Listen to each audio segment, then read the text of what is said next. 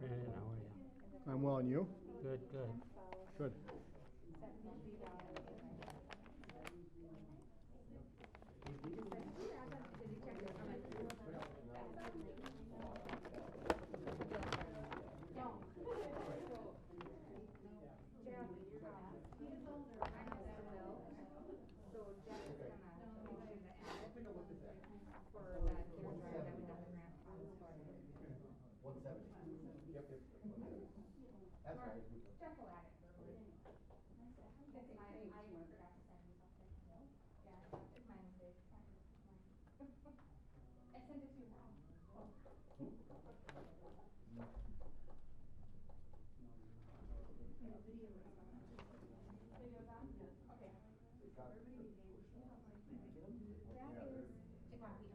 Is this the current one? Yeah, Okay. it's not signed. I just printed the wrong copy, but it is the current contract. Okay. If there's any question, I'm not sure we'll get into the specifics of that tonight, but if there is a question. Sure. I don't know if you were on yet or not, we can pass it. Mm-mm. Okay, it might have been right before then. Oh, okay.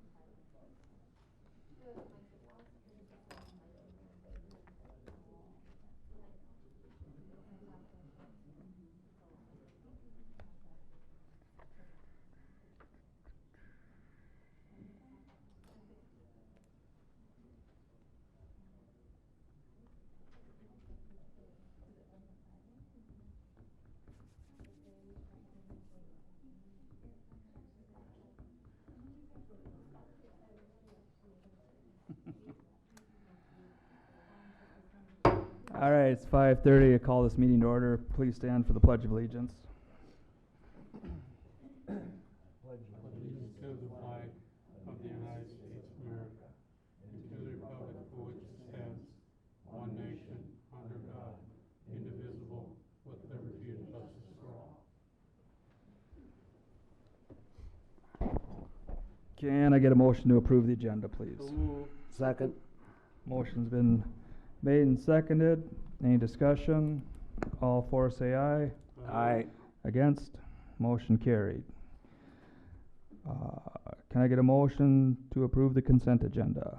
Motion to approve with the addition of Jefferson Fire and Safety bill for $10,073.91. Can I get a second for that? Second.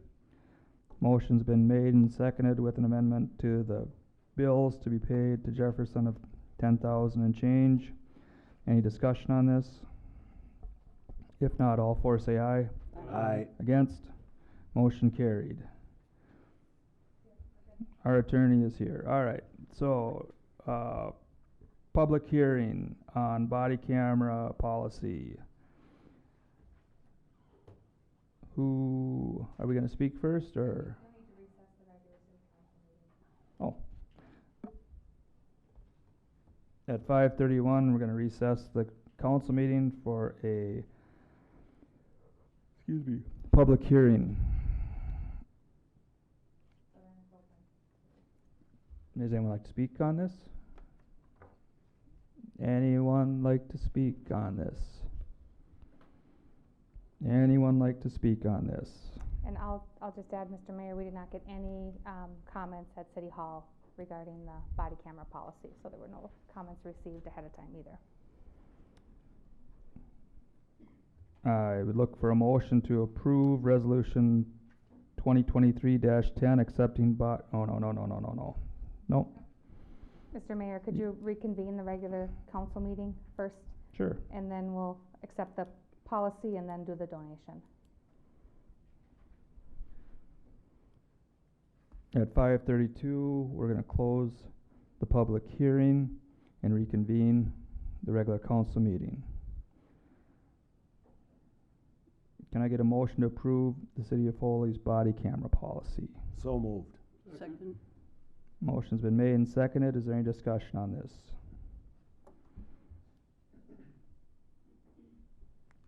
Hearing none. All for say aye. Aye. Against? Motion carried. Do I have to get a motion to accept this donation? Looking for a motion to adopt resolution 2023-10 accepting a body camera donation. So moved. Second. Motion's been made and seconded. Any discussion on this? If not, all for say aye. Aye.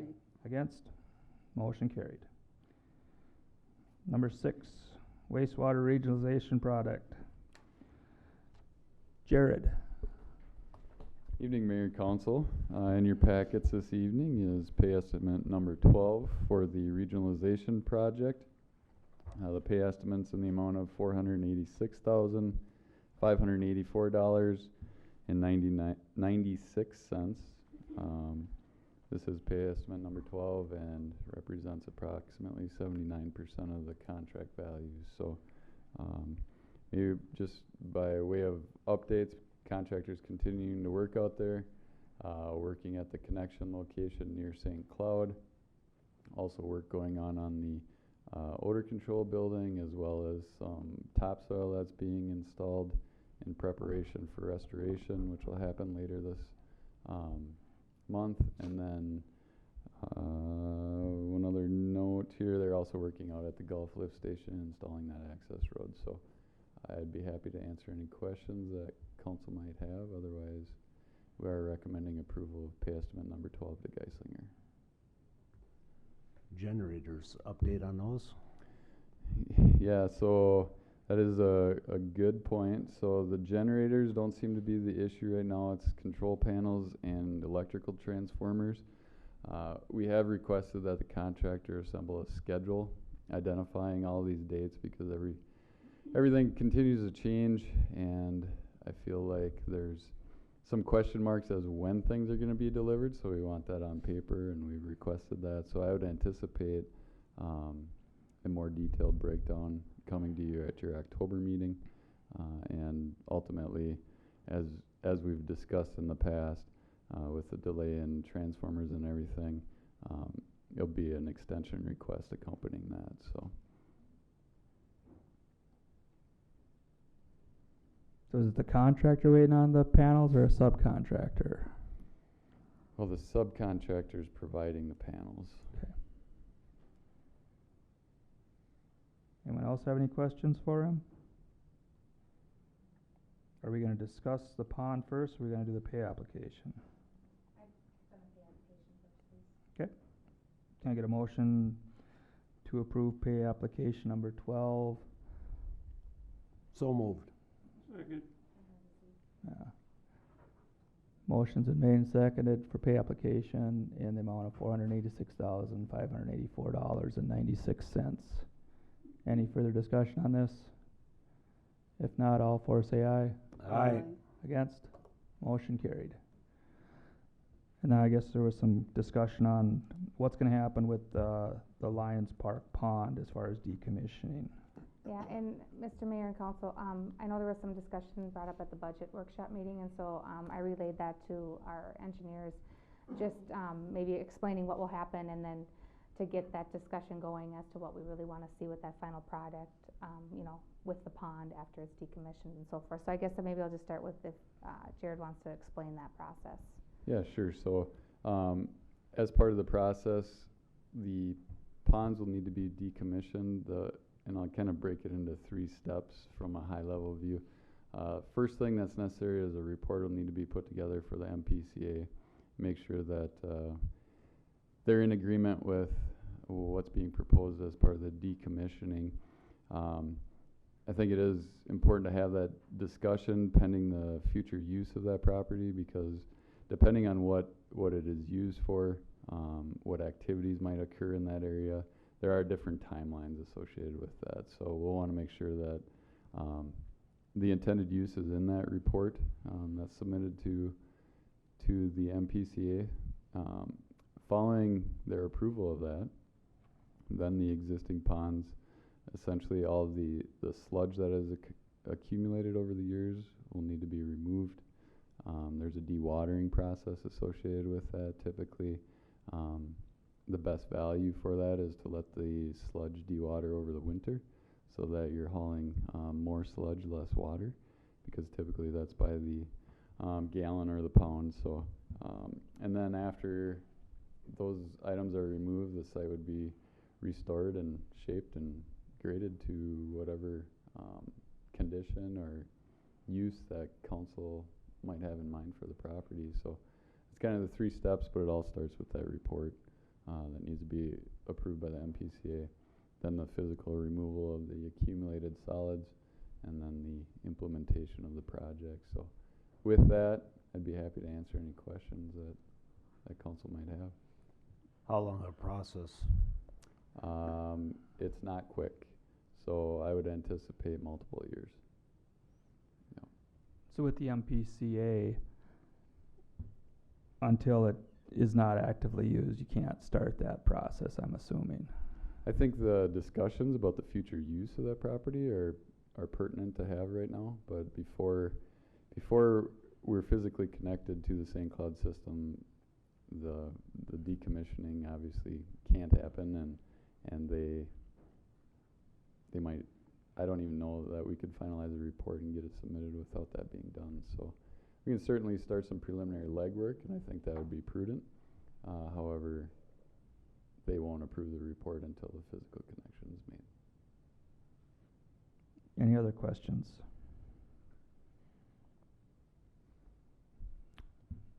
Hearing none, I'd say thank you. All right, thanks, Council. If I could just ask, are there any thoughts on what you would like to see with that location? Because if there are other things you want staff to look into, like he said, the conversation, having it now gives us some time to do that.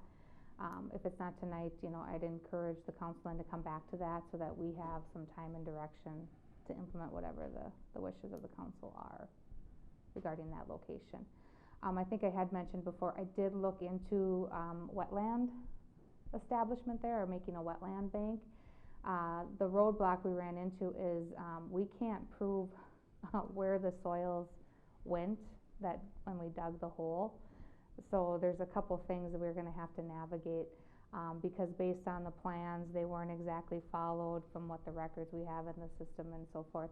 So that was something that we, did look into. Just we weren't able to answer some of the questions that the TEP panel had regarding that to move that to the next level. So, there's other things such as natural area pond we talked about, extension of the park. I guess if there are ideas, I just appreciate a heads up if there's something you want us to consider, so we have some time to look into those. What costs are associated with decommissioning and pulling out the sludge? Has that all been built into? I don't think. So the contract with Geisinger currently does not include removing the solids from the pond, no, or the dewatering. This will be a whole separate contract It would be a separate. to decommission. It would be a separate project. Okay. We haven't really got into discussions if it would be added to an existing contract or not, but yeah. So when would we have to make a decision as far as decommissioning, draining, desludging? Is that something that has to start taking place and talk about that next contract now? Or when does that have to be discussed? That would be after that report is approved by the MPCA. So we have to do that first. Yeah, absolutely. So you basically have to have a plan before You got a you plan. actually set a price on decommissioning this.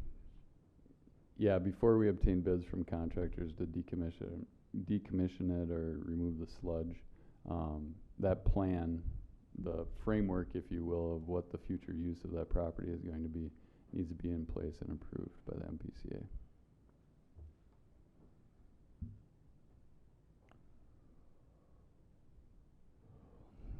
Well, I don't know about the rest of the council. I was under the assumption that this was all included in the project to St. Cloud.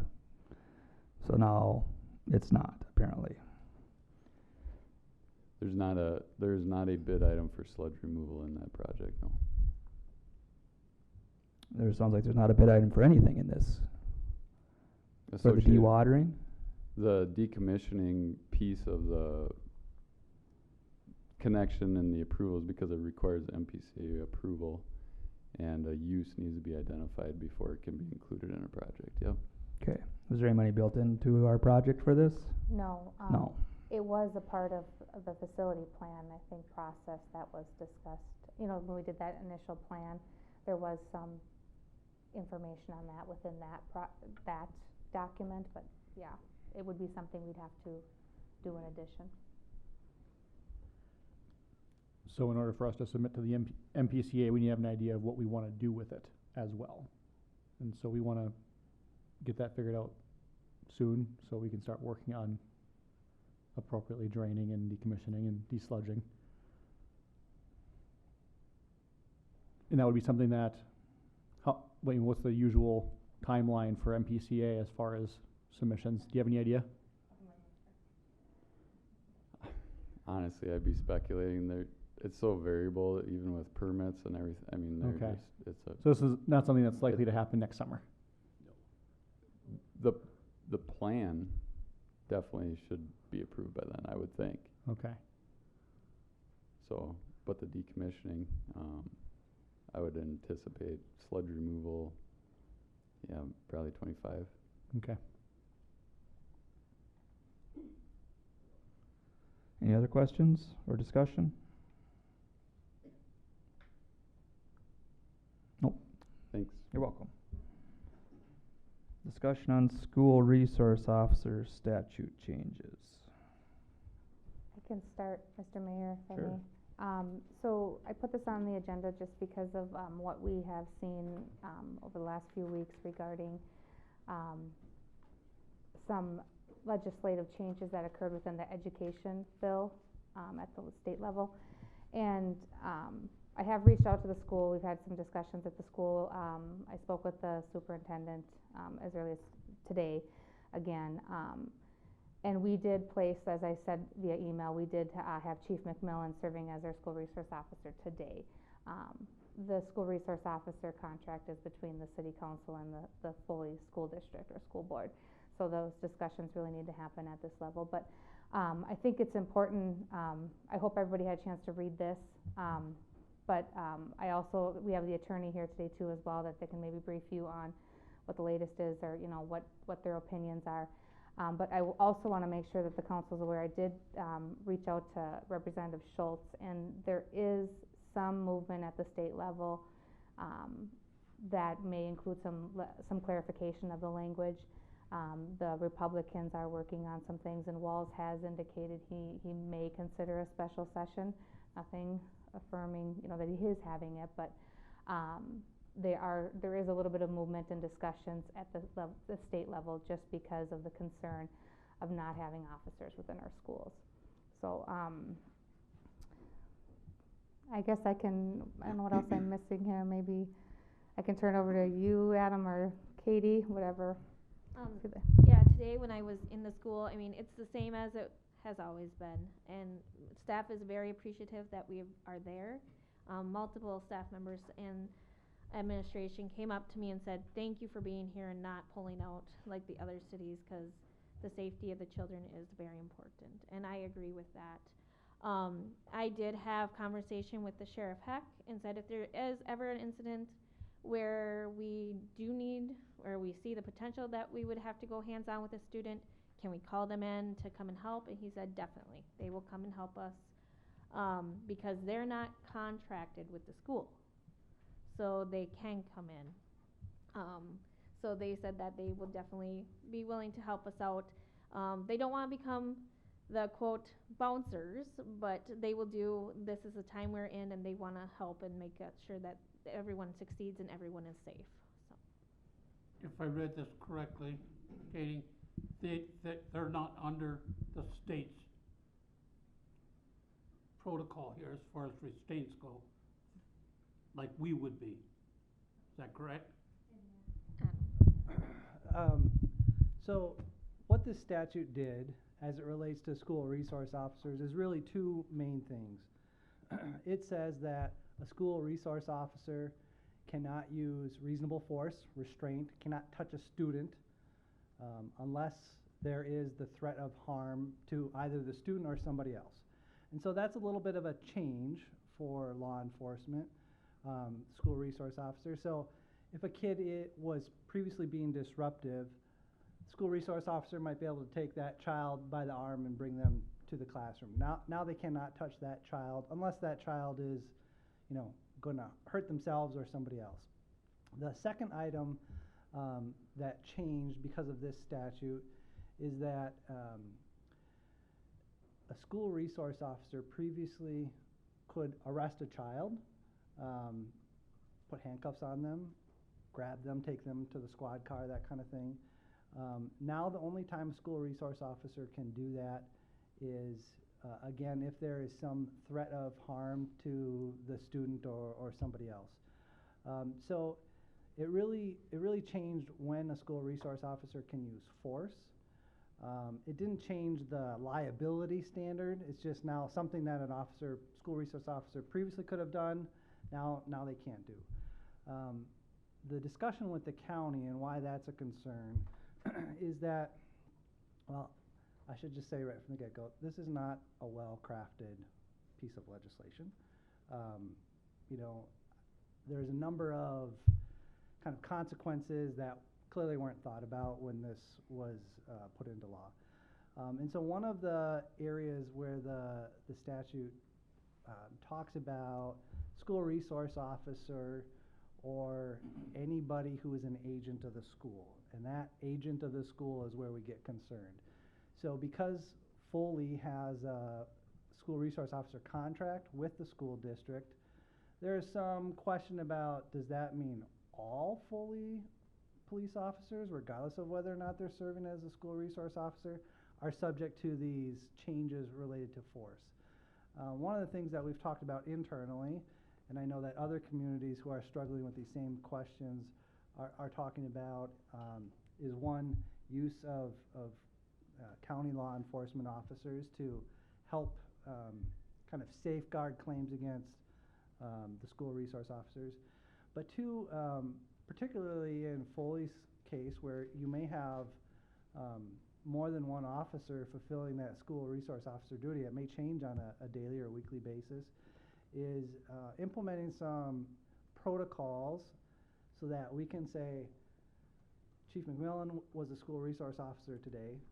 Today she was subject to these changed standards, but any other Foley police officer on duty today was not acting as a school resource officer, and so we don't have to worry about these changes. So there are some things we can do in terms of scheduling, use of a log. Maybe there's some identifying part of a uniform that we could implement. But that's why there's the concern about needing county law enforcement to help, so that if there is the need to restrain a child, we don't have to worry about a claim against a Foley officer. Is that helpful? Kinda. So where does officer discretion come in, or is it non-existent? Well, that's a complicated one. So whether or not there's a threat of harm, that's a very fact-specific scenario. That's gonna depend on what's going on in that scenario. And so there's some officer discretion in that. Not much different than another snenario where an officer on patrol might use force, whether that's just restraint or deadly force. Those are all very fact-specific questions. You just adopted a body camera policy, so that is another tool that can be brought to bear if there are claims that officers exceed their authority, there's the ability to use that within the school. Children's identities are protected under the Data Privacy Act, but that's one more tool that the department can use internally to help ensure that we don't want to leave any officer exposed to some uncertain liability. What, if any, does it have to do with the financial implications? Or why is that a concern? Well, you have a contract, just like a construction contract, you know, there's a service in exchange of money there. If you are going to alter or cancel that contract, there's obviously a revenue stream that would be dealt with in a corresponding manner. So, you know, potentially if you cancel the contract, you're out that revenue stream. Is that a concern with the school that they would cancel the contract? And what reason would they cancel the contract? The school has not indicated that they have a desire to cancel the contract. The communications we've had with the school are if the city would want to pull out of the contract. Why would we pull out of the contract? If you had what he explained So some of before. these communities who are withdrawing their SROs, that's being done as a unilateral decision by the city. And so if that were something that the council wanted to talk about or consider, that would be part of that decision-making process. So it's only if you want to withdraw the SRO program. But why are they? What's the reason, or what's the thought process behind those communities pulling out their SRO officer or canceling that contract? What's the benefit to them, or why is that an issue? They're concerned about perceived liability for their officers. Okay. I So mean, that's that's what it amounts to.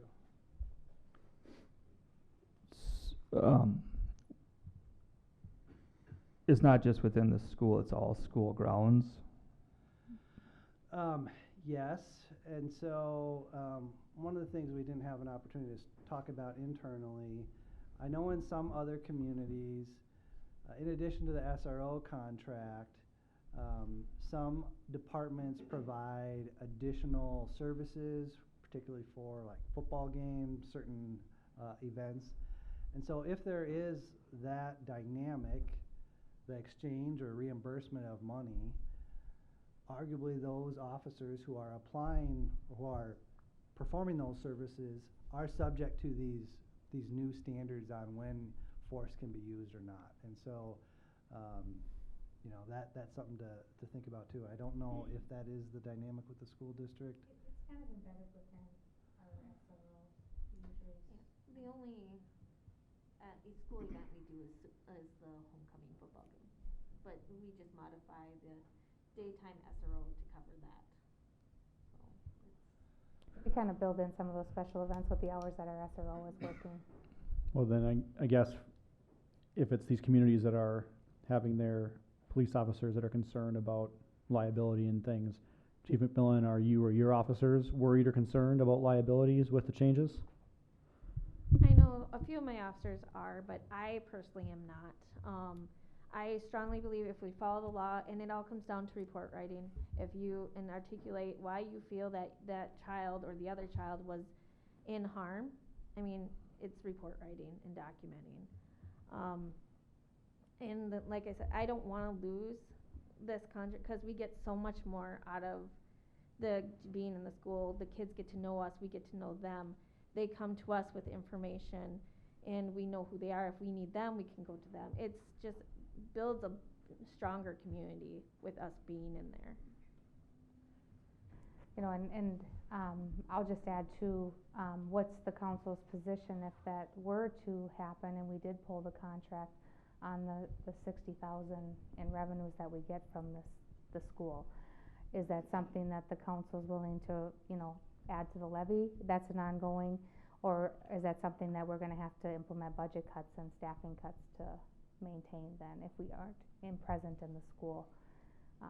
That's what my question would be from an administration standpoint.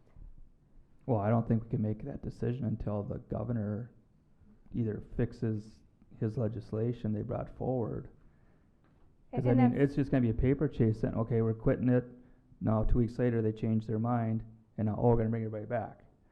So I mean, And those are the the discussions that we've had, at the legal and internally, and that's why it's coming forward to you. And there is something going on. I can't tell you, I don't know exactly how long Yeah. this is gonna take and what's gonna happen. I think it looks a little better than what it looked like a week ago, but, that's the decision for the 5 of you. But I Yeah. do see an extreme value. I agree with Chief McMillan. There is value in that contract, having that officer in the school. There are a lot of very positive, mutually beneficial things that occur with that arrangement, both for the school and for the city. I don't know how often an SRO is half funded by the school and half funded by the city. Is it all the time? Is it half the time? Is it most of the time? You know what I'm trying to say here?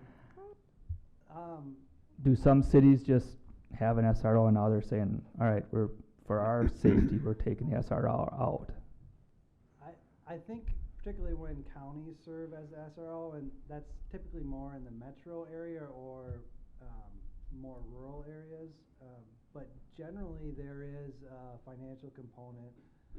All the contracts I'm familiar with SROs between the city and school district, that school district really is funding, half to 3/4 of that officer cost. I'm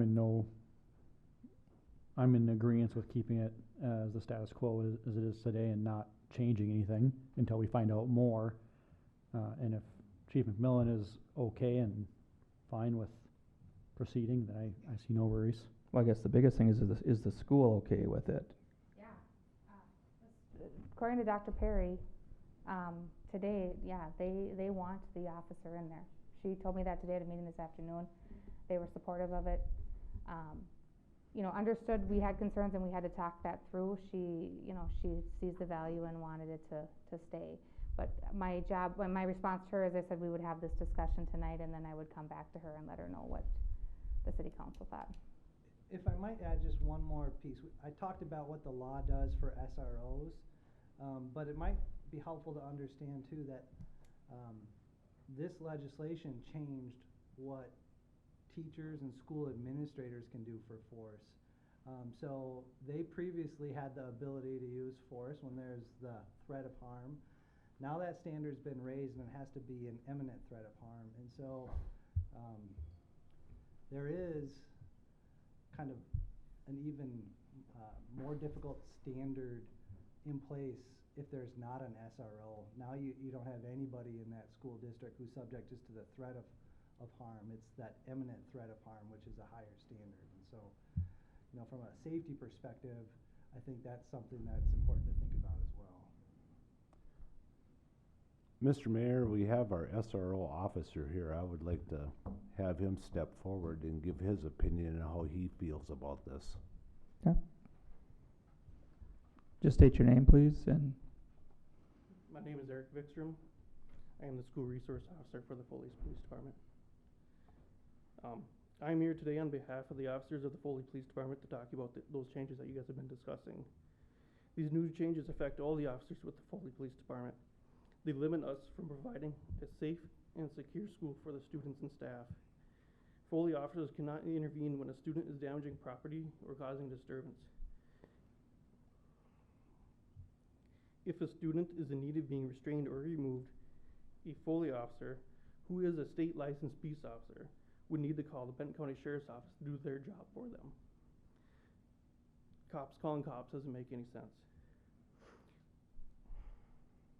Yes, the law still allows us to intervene when someone's life is threatened, but when to intervene is the question.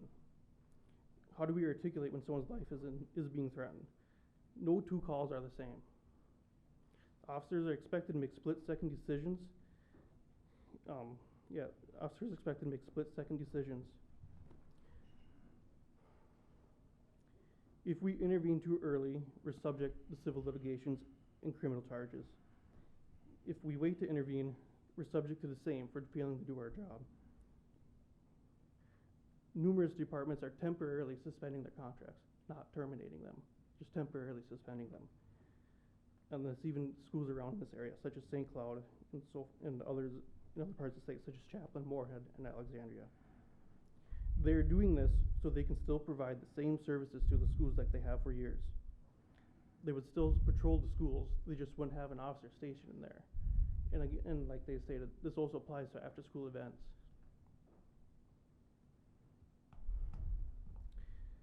So we, the officers of the Foley Police Department, are proposing that we do the same so we can continue to serve the students, the staff, the school, and our community like we have been. This is a temporary workaround. If we do not, then we cannot provide a safe learning environment for the students and the staff. The students and their families deserve to know they are in a safe learning environment. They do not deserve to be exposed to an unsafe school. This will be my 5th year as the SRO. I have developed many positive relationships with the students, the staff, and the school administration. I would never do anything to undo the work I have done. I will always be an advocate for law enforcement to be in schools. I will always put the safety and the security of the school district regardless of what position I hold with the Foley Police Department, which is why we are proposing that we temporarily suspend this contract, so we can continue to provide the best services we possibly can to the students, the staff, and our community.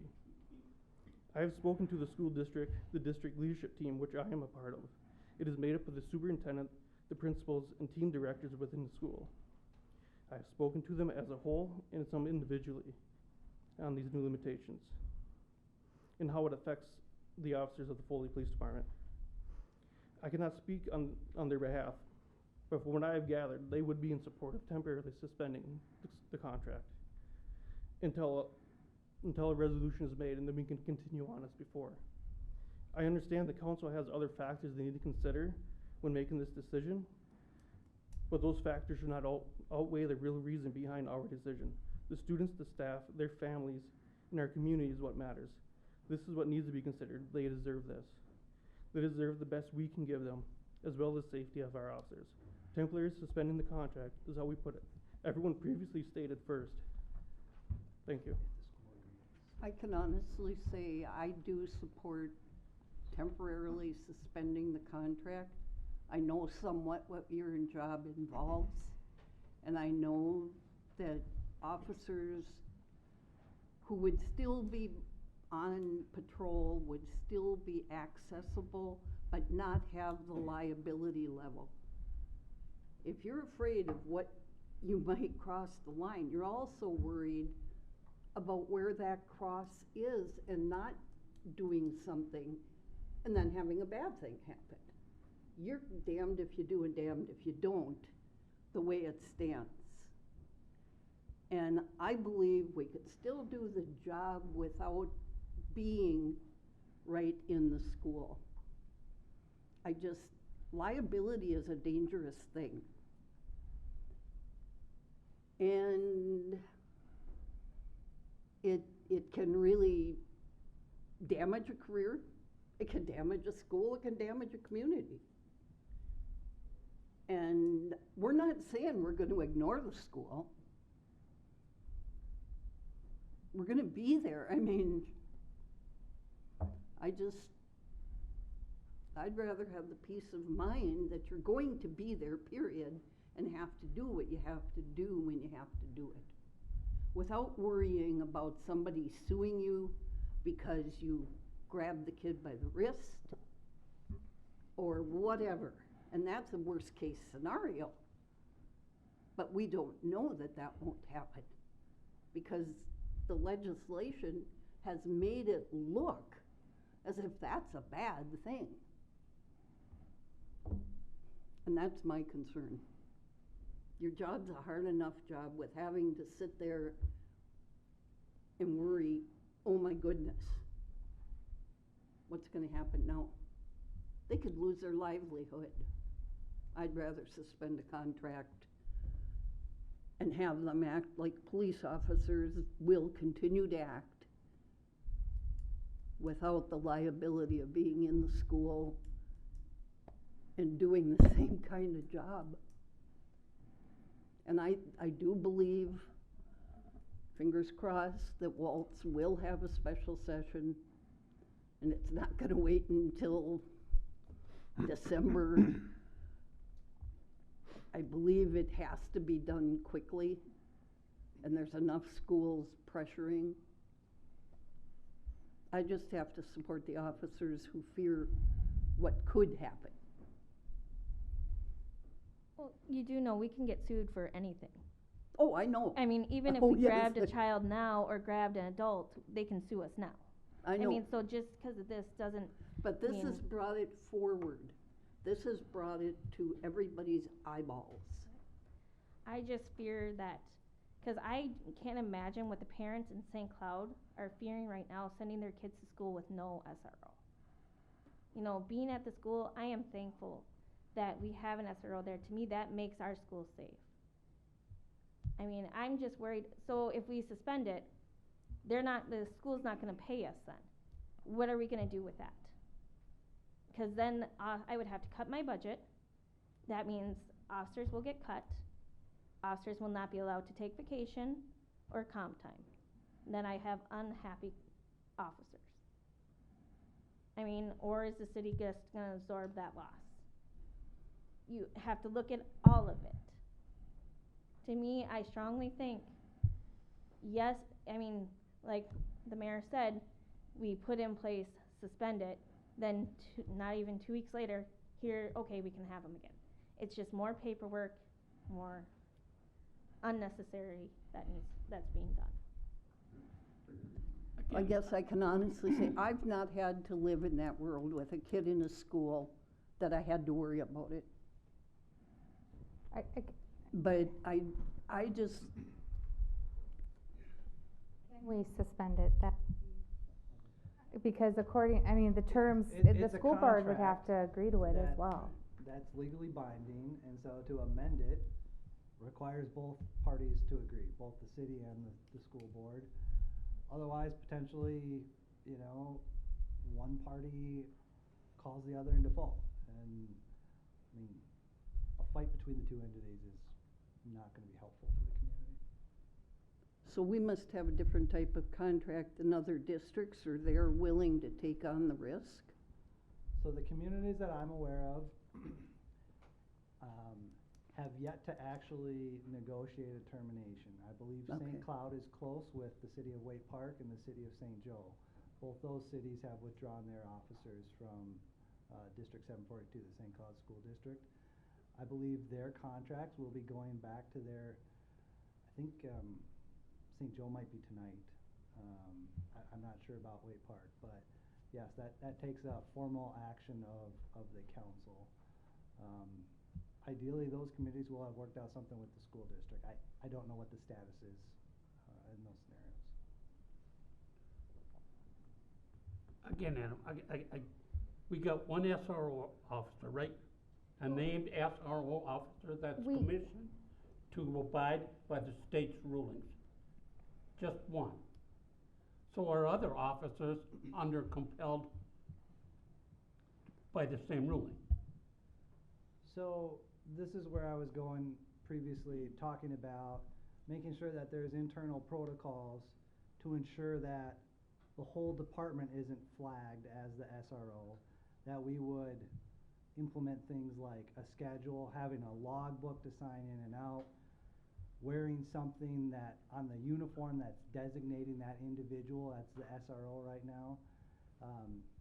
This idea that the whole department might somehow fall under this standard, I disagree with that concept, because had the legislature wanted to do that, they would have said any law enforcement within the school district. They specifically use the word school resource officer. So we've got to apply a definition to that, or meaning to that.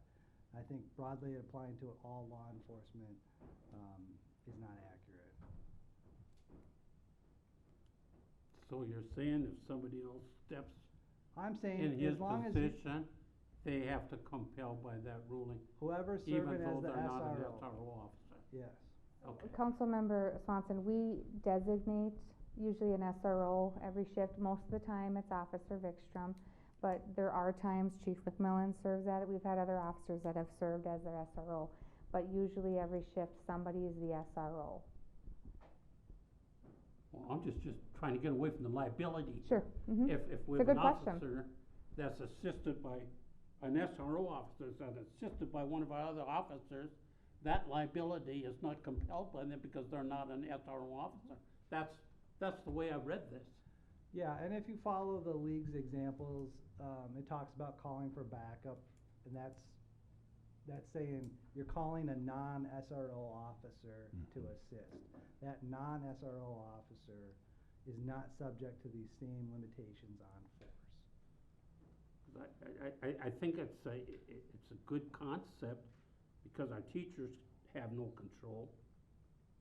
But now, what it looks like is we can only use our officers as a scare tactic because they can't do anything.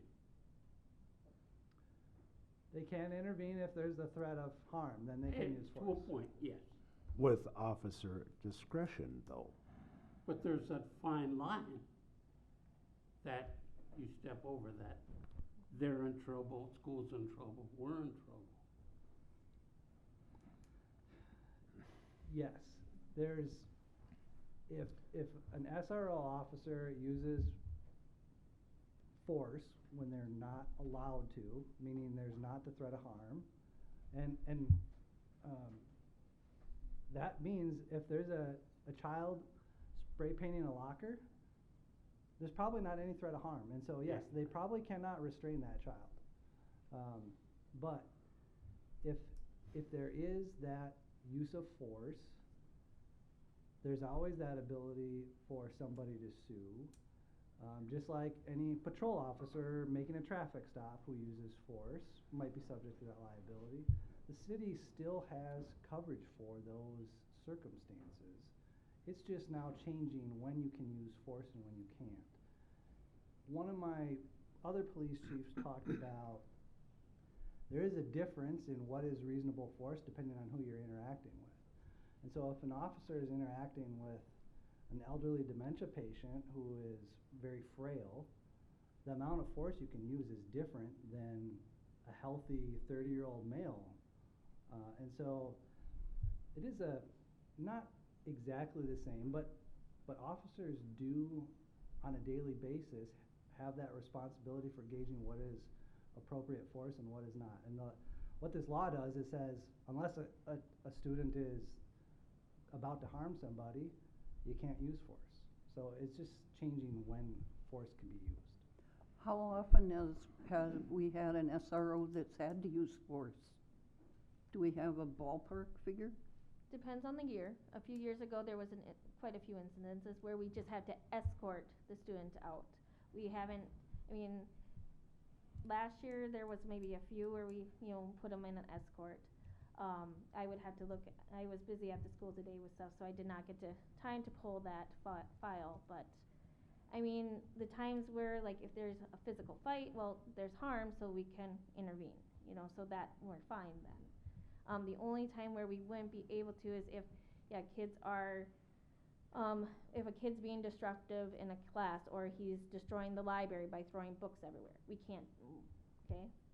Document it and tell him to stop. He doesn't stop. Keep documenting what his damage is, and then turn it over to the school to follow up with their part. You also have the ability to call the parent, and call the backup. Yeah, if it comes to a point, say I'm in the school, I can call the officer working the road then. With what Adam mentioned about the things like the signing a login book or on the schedule, we're going to put that in place. Very good things, and I'm still going to try to pick your brain about the uniform thing and what we can do with that. But when talking with Dr. Perry at the school, she is not, in her years of experience, there's only a few times where law enforcement, in her experience, would had to go on. I was even talking to her, she's like, I will go hands-on with the student before I would have the SRO do it. So she's very supportive of the SRO position, and that is another thing that I do not want to fizzle away. Well, my question to the council is, if this happens, let's say that our SRO officer has to use force, are we willing to stand behind our officer because he is a trained professional, and knowing that we have his back, that he did the right thing? I, for one, am. I don't think we have much choice. It wouldn't be a choice for me. I would be there. Their job is tough. Absolutely. And I can't decide. So- That's not my cup of tea. I'm an electrical engineer. I don't have to worry. So, no, I would be there 100%, supportive behind them. So As what- the SRO officer, are you comfortable in working in a situation we got now temporarily or whatever till the legislation changes something? If that was the decision of the council, I would still do it. I would do my job, provide safe school. Well, I definitely want to say thank you for saying that. Thank you. If it were to be temporarily, we step away from this contract temporarily, the officers are not allowed in the school, they're just allowed on the school premise? Is that how that would work? And what are these other cities that are temporarily suspending their contracts? I mean, what's really changing? Who's paying? I mean, that's what I'm gathering, is just who's paying. Yes, who's paying changes, and this is, I'm not familiar with anybody who's got the system down pat. A lot of this is in flux right now. But what I can tell you is, these cities who are withdrawing do still want to provide some enhanced law enforcement for the school. It becomes very difficult though, you know, if a school resource officer has an office in the school building, I would urge them to not use the office, to not use a designated parking space. Anything that might be construed as some relationship between the city and the school, other than purely ordinary law enforcement, has that potential for the conduct of that officer to be called, you know, an SRO or an agent of the school. And I think the worst thing that a city can do is try to alter that arrangement, basically provide an SRO without calling it an SRO, because I think that exposes your officers, it gives them the false impression that they're suddenly not subject to this, when in fact I would be afraid that they are. And then you've exposed them to this liability, hoping that they're not subject to, but it's gonna be very hard. So I've been advising cities that it's kind of an all or nothing situation. Yes, you can still provide, the officers can still go in the school, have lunch with kids, but that should all be dictated solely by the chief law enforcement officer, not mimicking, you know, the dynamic that happens under that contract. Otherwise, you know, you think you've gotten out of these liability concerns, but you may not have. So what was brought up before was, if they got a little pin like we got that says SRO, that constitute the SRO for the day, correct? I would employ a number of things, but that might be one of the ways to help designate, no, this officer is acting as the SRO today. That's a very visible, tangible. Obviously, record keeping is very important in law enforcement. Having a log is maybe another way to deal with that. I don't know how you check in with dispatch, that kind of thing. But. So to move forward with this, I don't want to suspend the SRO at all. And if we decide to do, I don't want anyone over at the school, because that's just giving them, we're not going to pay for it, but we still got an officer there. That doesn't make any sense to me. If they want to suspend, we can just have discussion with the school at that point. But if we decide to suspend, then no officers in the school, and things might change rather quickly then when there's not an officer around present, in my opinion. Anyone else have discussion on this? Well, I don't think we should suspend it. I think the safety of the children outweighs suspending. I believe in our officers. I believe in the tools that they were given, and now we're giving them another tool. So keep those body cameras on, for sure. Let's ride this thing out. I still support you, our community supports law enforcement. Unfortunately, your job got a little bit tougher, but I believe you still have the tools to stop and to use your officer discretion for the safety of everyone. I believe we need to review it every month. I want the legislature to, and I intend on calling my representative and my senator and my governor, because it's gotta get resolved. But I do believe we need to revisit on a regular basis until it's resolved. But it's not worth wasting the money on negotiating a hold on contract either. That's a money hole too. And I hope our law enforcement knows and believes that we've got their back. And just to add to that, everybody that will be watching this, we should encourage them too to call the representatives, email the governor, and let them know how you feel. Because this, in my opinion, is ridiculous. And to get their phone numbers and their addresses, all you have to do is go to minnesotagov.com, I believe, and what town you live in. It will ask, in case you're a representative, it will ask for your address.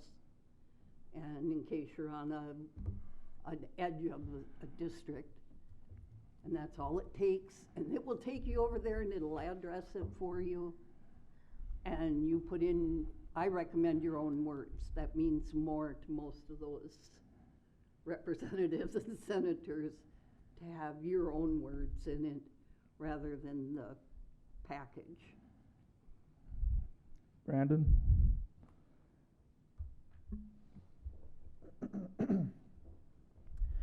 Yeah, I don't think we should suspend. If we had to go down that road as things continue to unfold or go a different way with legislation as things become more clear, it's something we can certainly, I'm willing to go down. I, for one, not worried about the cost or the expense, if that's what we need to do in order to keep everything moving. But I think hopefully we'll find out some stuff on legislation sooner rather than later, but we keep an update on what's going on. All right. Mr. Mayor, if I Yes. could add, we will be hopefully scheduling another meeting at the second or the third Tuesday of this month. I'm hoping to schedule a workshop so we can also update or maybe have an update there, and we'll have a full council available if we need to rediscuss anything else. And then I also want to point out, I think Chief McMillan is scheduled to be the SRO for a number of the upcoming days. Yes, just So- this Friday, I am not the SRO. Okay. And half a day on the 15th. So we do have, the chief in serving in that capacity for the majority of the time. And I think that's okay and you're comfortable with that, so, maybe that will help get us through, maybe before we get some clarification from the state. We'll see what happens, before any, some of our other officers have to go in and do that, so. Yeah, I feel like we're gonna hear something fast if all these cities are pulling their officers out and suspending contracts. I'm sure that'll be heard pretty loud and clear this first week of school. All right, thank you. Mayor's comments and open forum. If anyone would like to speak, come forward to the mic, state your name and address.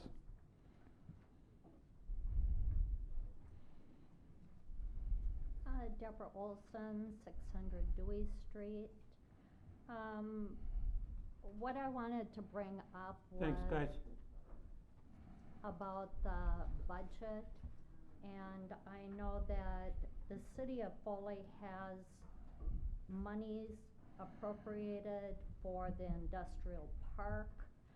I've spoke with other smaller cities that also have industrial parks. They do not utilize city monies to bring in utilities out to that area until there has been interest shown by a business to build there. Then they work with the business and providing that initial startup cost of utilities. You know, where the city of Foley and its residents are very financially constrained because of all these projects we're having added on. And so to add on that additional $140,000 may not seem like a lot to the city council, but other families, it does mean a lot when their taxes are getting raised significantly. So I'm hoping you take a look at that, take a look at some other cities' management of their industrial parks, and be a little bit more cost conscious for the residents. Thank you. Thank you, Deb. Anyone else like to speak? If not, we'll have discussion on the 2024 preliminary budget. Mr. Mayor, Council, the resolution is the tax levy that we had a consensus to at the workshop, and that's a 3.56% levy increase, so that was making some of those adjustments that we discussed at the meeting. I guess I'll ask for any questions, comments, recommended changes. What you see on this sheet is what is implemented within the resolution. Is what gets approved tonight, is what can no longer go up, but can go down? Correct, exactly correct, yep. So if we had an instance where something, you know, the council wanted to get done, you would be limited, you know, to having to use reserves or, you know, find another way to fund it. There might be some extraordinary circumstances, but it's pretty limited. We have to do this prior to our workshop, make this decision tonight. Yes, well, you could wait till the workshop if you wanted to. This has to be certified to the Benton County Auditor Treasurer's Office by September 30th. So we usually do it at the first meeting of the month. If you guys have some concerns or something you want to get some more input on or look into, we could do that. But the intent of the workshop was really just to discuss some other bigger upcoming projects and such. I would like to wait until the 19th, if that's the right date. If we have to adjust the police officers, if something goes south with this whole SRO, that's gonna, of course, adjust the budget down, Yeah. correct? Yep, and we did kind of run a rough number on that. What did we have percentage? Depending on the dollar amounts, I did different for instances of the percentages. So if you had to increase 20,000 to the budget, it would raise up to just over 5% of a levy increase. Obviously, if you did more or less, it would increase more or less. What was like your 50? The 50,000, if you increased it 50,000, it would bring it up to 7.47% levy. That's what you'd likely be looking at, because the officer is about 60 and we get about 10,000, just a little less than 10,000 in state aid for that full-time officer. If we were willing to keep that full-time officer if the SRO went away. If the SRO went away, then that number would go down. Yeah, so it's the contract, you have the cost there is 60,000, 10 of it is offset by state aid. But state aid is based on the full-time hours they work, you know, so there'd be a little lag in when you get it, but it's always important to account for it right away. But that $50,000 estimate would double the levy percentage. But if it went the other way, it would be at 0. If you cut the whole officer. Well, that was the whole reason we put the officer on, was Yeah. because the school was paying half of it. But you cannot just cut the full-time officer. There are union contract obligations that we have to go off of casual part-time. We have to go in an order. So it would not, it would not be a smooth, easy, eliminate a position because we have obligations with the union contract. And the 0% levy is also not the way you wanna go. Oh, I understand. apples to Yeah, apples here. And I would encourage the council to, leave yourself a little bit of room if you're not sure, because we can always bring it down in December. If there's some variables or things maybe we haven't worked out, yes, you can make that decision. You can always lower it, you just can't raise it. Well, I still stand by waiting till the 19th. So we can still add to it the 19th? No, I would just represent the same scenario unless you told me differently. Yeah. You can still wait till the 19th to Okay. adopt it. We weren't gonna plan on having a regular meeting, but I can adjust that to present this resolution. I mean, we were just gonna have a workshop discussion. I wasn't planning on any action items, but we Sure. can make a change for that. Unless the council wants to approve it now. I'm not ready to approve it now. You what? I'm not ready to approve it. I would like to wait till the 19th. There We we can go. wait that long. No further discussion on that. But we have to have the meeting on the 19th. Can't cancel on me. Department reports, Police Department, Katie McMillan. Mr. Mayor, members of the council, just to start off, I'll start with the stat report for the month of August. Another busy month, we had 391 calls. So when you say about cutting another position, no, we've been busy. Increase in people driving without a license, we actually got one person twice in one day, 4 hours apart. So, so we are busy with those. Animal complaints, just wanna point out for this, so far this year, when adding up all the months, year to date, we have 88 animal calls. Last year, for the whole year, we had 74. And we have 4 months yet. What- So our animal calls, it's, What are they? dogs are barking, we have a dog, I found a dog, and what do I do with it? Well, we are not equipped to take the dogs, we don't feed them, we don't, don't have time, the equipment for them. And I also eerie about putting dogs in where we also would have a person sit, because what if they are highly allergic, and, I mean, there's certain circumstances that we have to, but I always am very cautious about that, cause what if that liability issues, if a dog was there and then you put a person there who's highly allergic, chances of it, very unlikely, but, I always think of that. So those are, again, when we come across a lot of dogs out loose, they are not registered with the city. So again, register your dogs with the city. And then, if they're registered, they have a tag, we can figure out where they belong. But yeah, a lot of it's the dog running at large. So, very seldom we get the dog barking, since that one dog moved. So, but that's, traffic is up, equipment violations, a lot of that was headlights out. But it's pretty standard numbers, it's just, we continually, 200s is no longer existent number for us anymore. We are in the upper 300s, so we are extremely busy.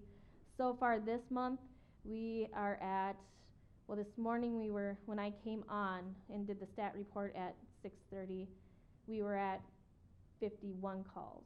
And my officer worked, so we're close to 60 calls already for the month.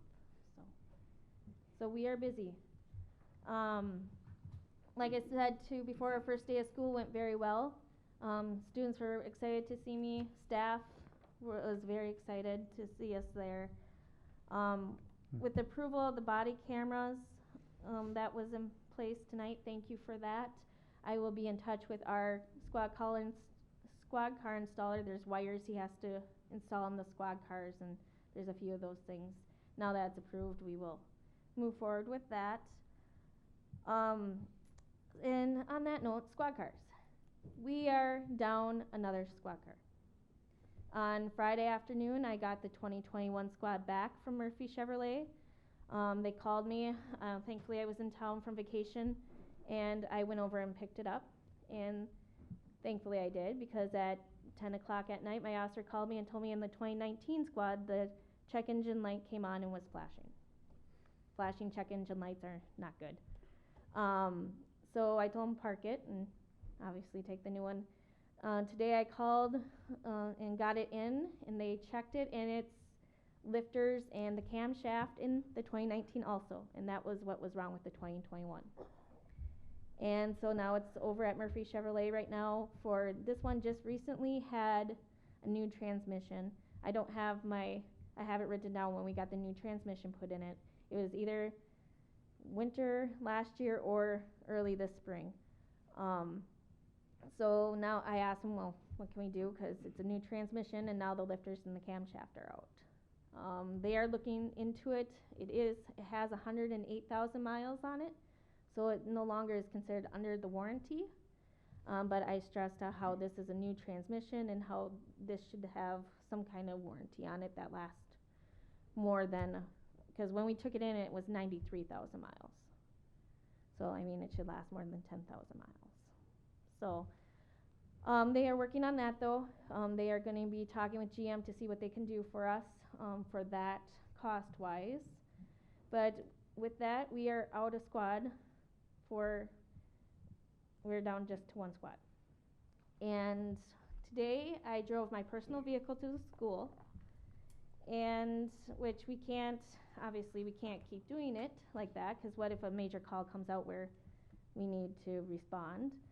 So I did talk with the people who did our squad car installments, or who do our squad car installments. And they have a used squad car that was from Benton County Sheriff's Office. That they're willing to sell us for the car, and inside it is the cage, computer mount will be free, and there's a few other items that are in it already. Is $12,500. It's a 2018 Ford Explorer with 127,000 miles on it. And with getting the graphics put on it and a few much needed equipment, we will be looking at $16,100 for a used squad car. It's running into where if we keep having a squad car down, we need a spare. No, this is not in my budget, because I did not ever expect of having all these issues with these Chevy Tahoes. I know in 2025 we are due to get another squad car, and I think we have to look at all our options at that time, because squad cars are my nightmares now. I will just add, I do have concerns. We should not be having our licensed police officers driving personal vehicles. It's not appropriate. It's one thing to a meeting, but we need to have reliable equipment. The other thing that is becoming really frustrating is, we can't get service quickly. There's just not enough people to do the service departments. They have such a high demand. I think we waited 3 weeks for the last one, and this will probably be another 3 weeks. I mean, we're just out. It's not where we used to be able to drive them over there. They could look at them the same day and have them back in less than 24 hours. It just doesn't work that way anymore. So, I do have some concerns with having our employees drive those vehicles in those situations. I don't think it's appropriate at all. That's why I asked Chief to get us some options here. We need to brief the council on what options we have available, because this isn't working. We're having a lot of trouble, and it's taking a lot of time and energy, and it's taking our officers out of commission. They can't do their jobs if they don't have squad cars. Yeah, because I did have officers lined up to do TZD this weekend, and they couldn't because we were down a squad. Not that past performance is any indicator of what future performance will be, but 2018, do we have the mechanical records on it? And this is all done, it is an old Benton County Sheriff's Office squad, so I can easily get those. So you would know. Yeah. And I can't imagine they're gonna go, yeah, we can unload this one. And it would be like I said, a spare squad for these incidences like this, and because it is frustrating. And Well, it's not safe. It's not. You could have been out on a call towards Gilman or down to 25. You can't have that. Maybe we should close that up a little bit. You have to put radios and all that stuff in this car also? We could get a radio for $200, and that would be, it's in this, the radio, or no, radio was included, I'm sorry. Yeah, you got a the- 16 I with mean, the equipment. You have to There's only a put it few, together like you got the other cars. 8 hours worth. He said it would probably be not even 8 hour total. It will come in with the cage, we will have to purchase the radar from the sheriff's office for $200. Radio we got in there, and in the computer mount he'll put in there, but it's ready. And he said if I do, trying to find my other note here, we could have it by next week, other than the only hiccup would be with the graphics, because they're backlogged, the advanced graphics that we use. So total, what we gonna have in this? It would be 16.1. Yeah, 118,000 miles. 127,000. It's a 2018. That's where It's a well-used police Yes. vehicle. It is, they're expensive. We're not saying, we don't know what we're, getting, when you get a used vehicle with that many miles Yeah. too, you also don't know what's gonna happen. This is just an option. That's Like- not as much of a brand new. I feel like since I've been on council, squad car has been down. So. Yeah. I mean, does that just keep an officer at their desk then for the day if they're scheduled? I mean, is that? Well, I like it mean- was today, as I took my personal vehicle to the school, and then the officer working the road had the working squad car. I mean, I'm no I mean, lawyer, would we but typically legal have two liability. squad cars on the road For during school, we do. during school? Like I said, I'm no lawyer, but liability issues with that may come about, but.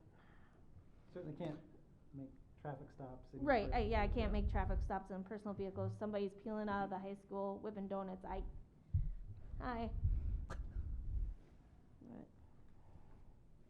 So what do you, so, I'm just bringing this forward to you. It's very frustrating with all our squad car issues. Like I said, yes, I know it's not in the budget, but something needs to be done with these squad cars. I don't know. no, our budget's not approved yet, so. No, and I guess we just wanted to get your thoughts on how we're gonna address this problem. Is this what you want? Do you wanna move up a new squad? What are we doing? We need to have more options.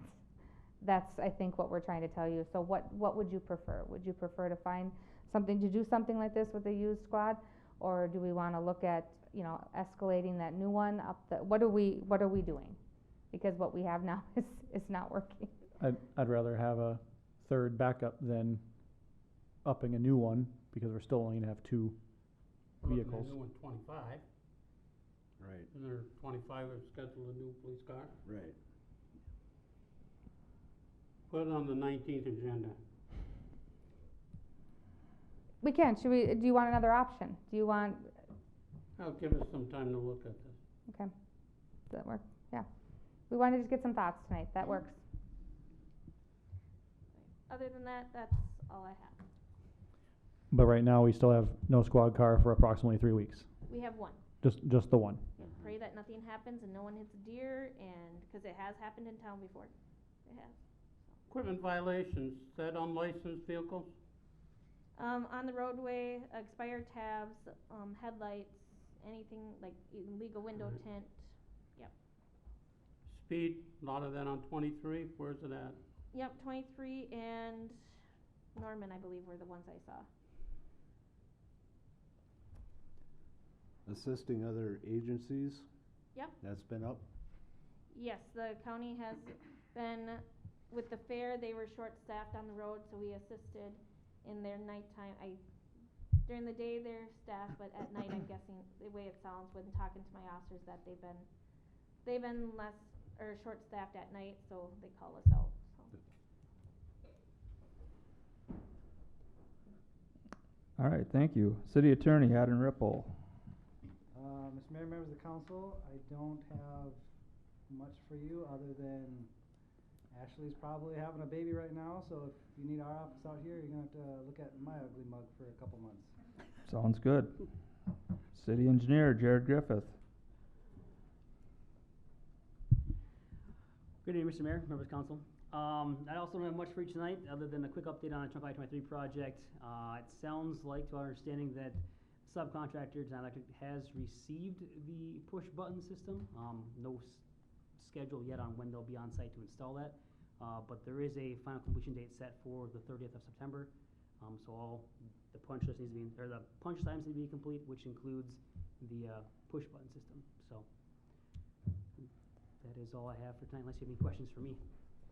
Well, there's been an issue on the trail on the north side of the road. Okay.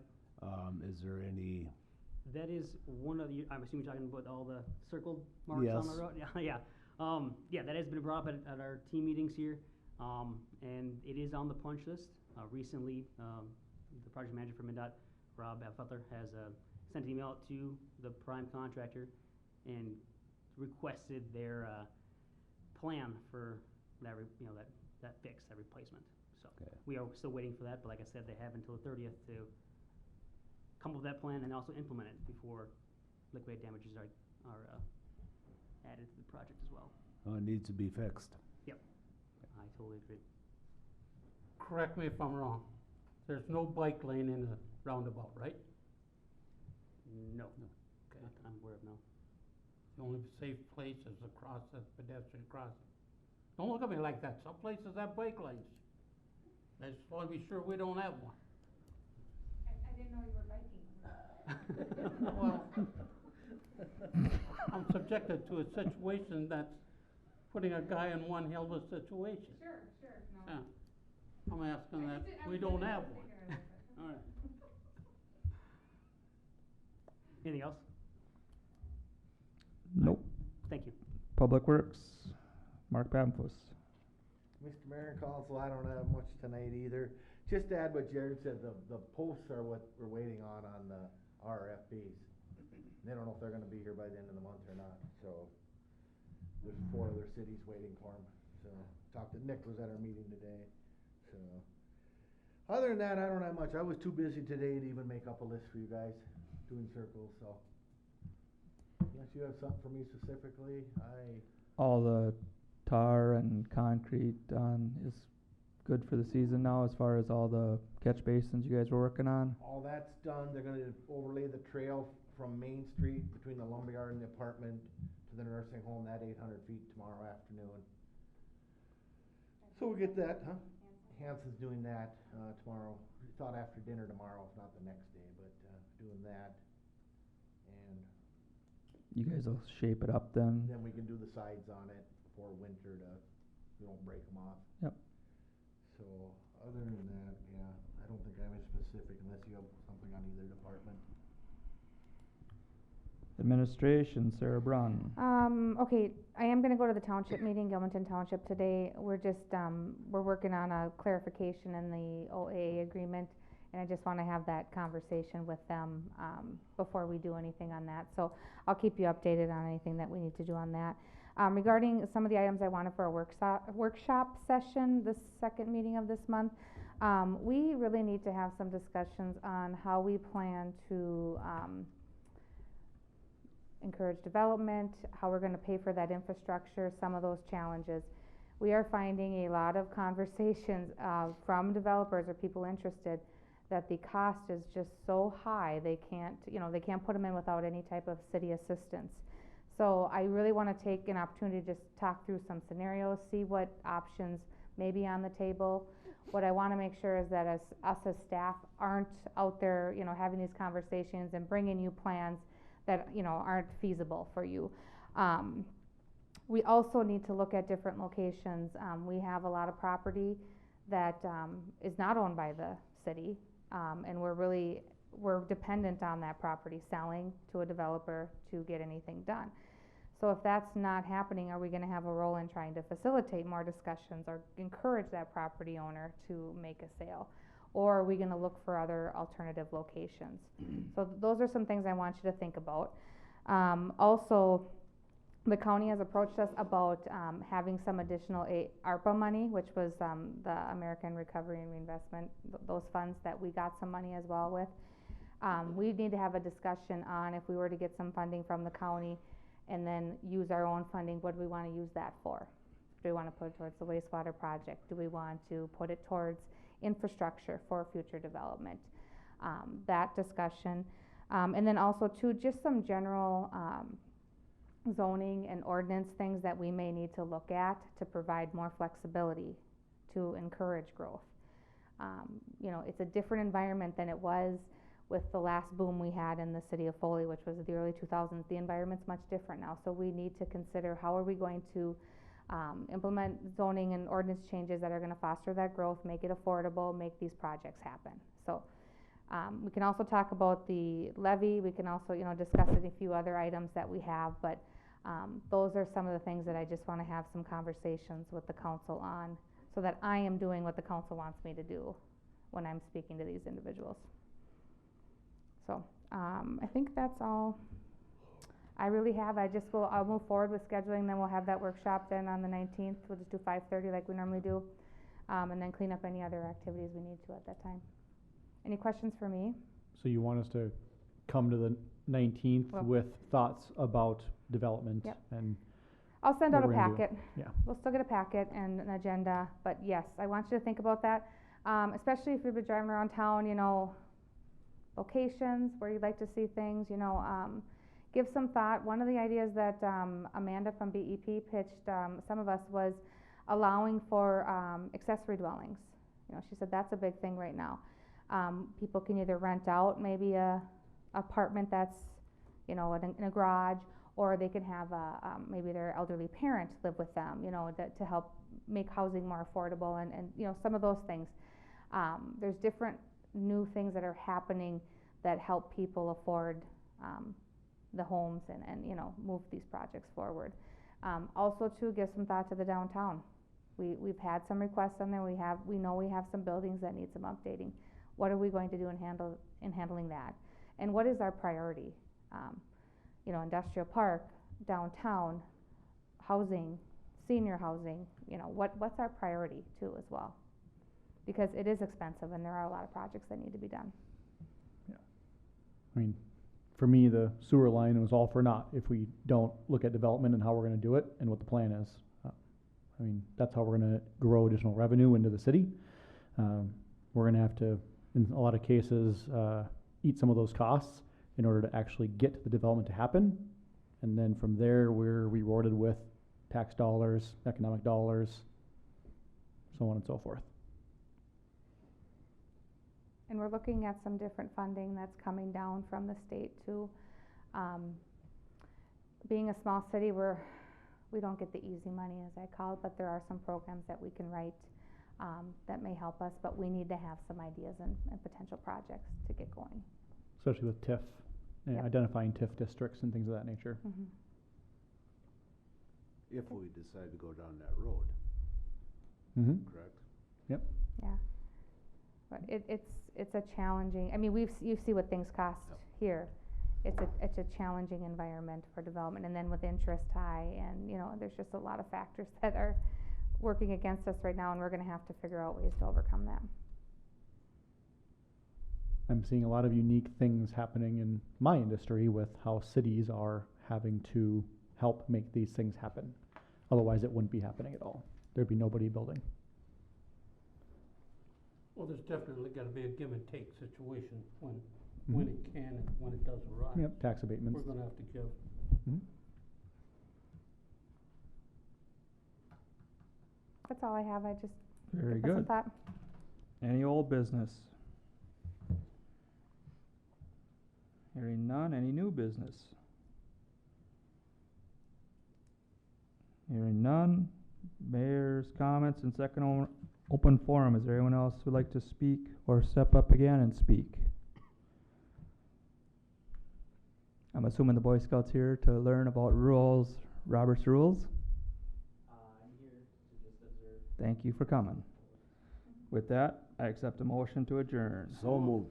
Second. Motion's been made and seconded. Any other further discussion? If not, all four say aye. Aye. Against? Motion carried. Motion adjourned. Meeting adjourned. Excuse me.